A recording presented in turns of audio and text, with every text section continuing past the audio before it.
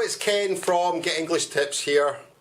Do you know the 3 auxiliary verbs or helping verbs? These are have, be and do. In the simple tense, they show the tense of a sentence.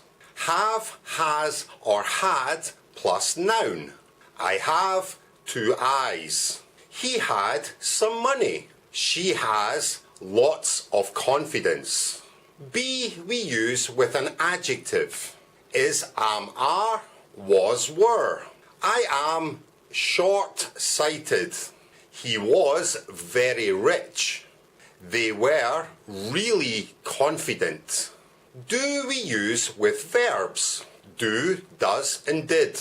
But only in the negative and questions. I don't have any money. She doesn't eat meat. He didn't understand. So in the simple tense, have plus noun, be plus adjective, and do plus verb.